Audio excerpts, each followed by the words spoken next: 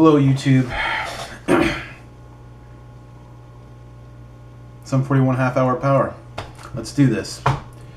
Basically, what ended up happening not too long ago is a lot of people kept asking me about doing some Sum 41 album reviews, and hell, maybe it was the same person asking me multiple times. I wouldn't even know, because most of the questions were from Ask FM, where you can be anonymous. So I don't know. A lot of people seemed interested. I posted a status on Facebook asking, what Sum 41 album I should do, and it was a pretty varied group. I mean, a lot of people were asking for Screaming Bloody Murder and Chuck and a couple others, but I figure I'll just do them all, because why the hell not? So anyway, this is a guitar.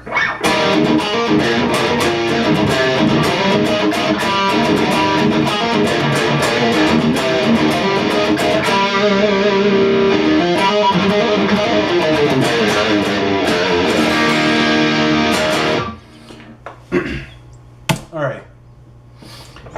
I may not really dive into too many details about specific songs, but I want to at least say a little bit about each one for the most part. I really like the first song. The first song's really cool. I really enjoy like the the sort of metal-y riffs that they threw into there, and when Dave eventually left the band, it was very obvious that those riffs were gone.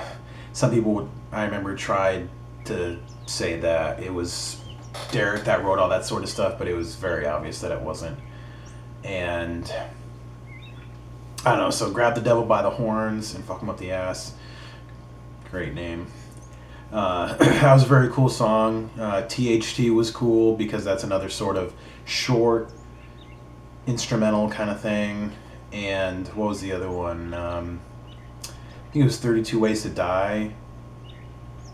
And you know what? And Ride the Chariot to the Devil. So there was a couple that were, short instrumental or mostly instrumental. I think THT had like a little bit of screaming or something. I don't even remember. Because to be honest, I don't really know this album that well. I just refreshed my my view on it because I haven't listened to it in I don't even know how long. And I can honestly say I think I've only listened to it through one other time. And that's kind of sad to say because this album is a lot better than some of their later ones. And Makes No Difference, for example, is my favorite Sum 41 song.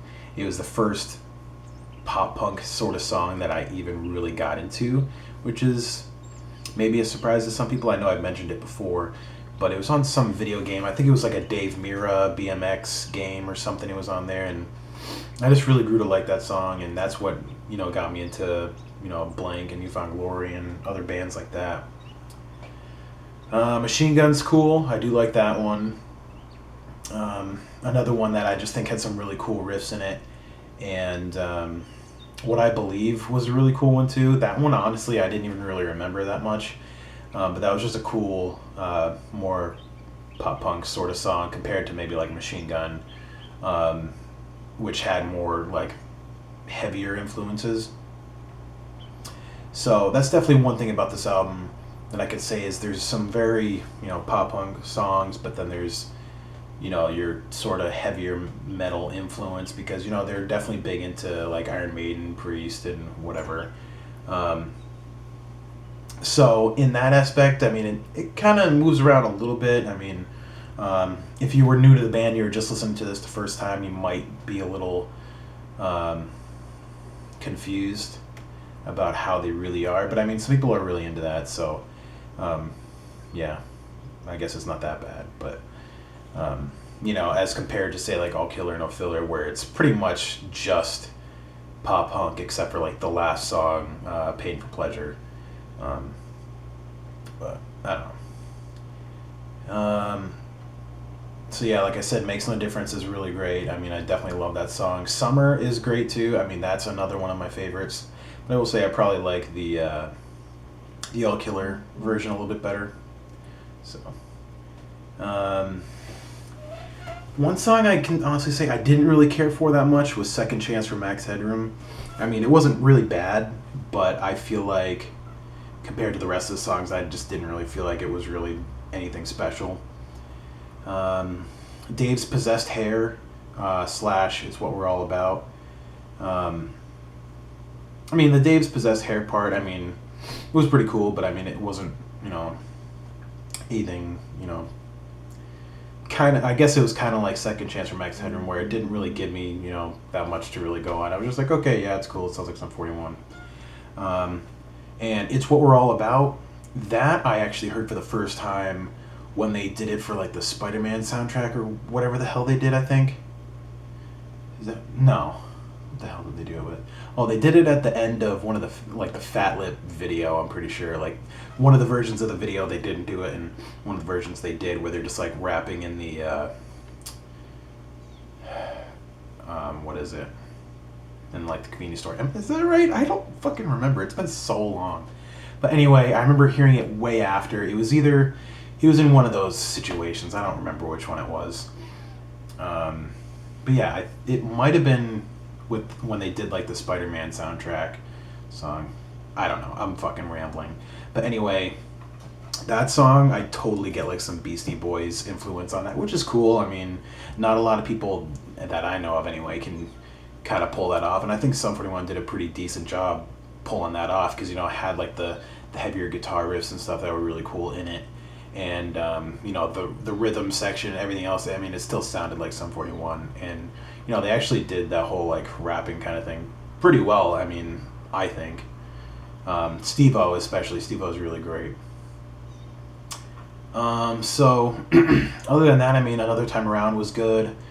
Ride the Chariot to the Devil was another, it was another cool, shorter instrumental one. I like that sort of thing where they just do like the short instrumental stuff, but it's not like boring instrumental. I mean, there's so many bands that do like interludes and stuff like that I just feel like they're pointless and they're filler, and I just feel like they don't have any place in the album. But these couple things I think are really great, and it definitely helped make the album seem a little fuller. I mean, it was a pretty short album already, and I mean, granted, those couple songs only added maybe 4 or 5 minutes, but it's 4 or 5 minutes we wouldn't have had, and they're pretty solid songs, so I think they're cool. So anyway, I definitely say it's one of the better Sum 41 albums. Definitely, I wouldn't call it the best, but I definitely think I should have given it more credit early on. I mean, like I said, I never really got into it early on. I mean, I started with All Killer No Filler basically after learning about Makes No Difference, because that's when that album was what was big at the time. So I don't know. It was a sad mistake, I guess. I mean, people are always telling me, oh, you should play this song, like Grab the Devil or Machine Gun or whatever, and I should have done that. So maybe I will. Maybe I won't. I don't know. I'm not gonna make any promises. But anyway, it's a great album, and I think that someone really summed it up really well on YouTube by saying, and the award for album that sounds most like a Tony Hawk's Pro Skater soundtrack goes to Half Hour of Power. And I think that pretty much says it right there, because it was pretty diverse, and it was raw in some points, is kind of upbeat in some parts, kind of metal in some parts, sort of rappy in some parts. So it was pretty cool. It's not like an album where all the songs sound the same. So that I like. Anyway, I'll definitely be doing All Killer No Filler soon, so keep a lookout for that. And yeah, talk to you later. Let me know what you think of the album.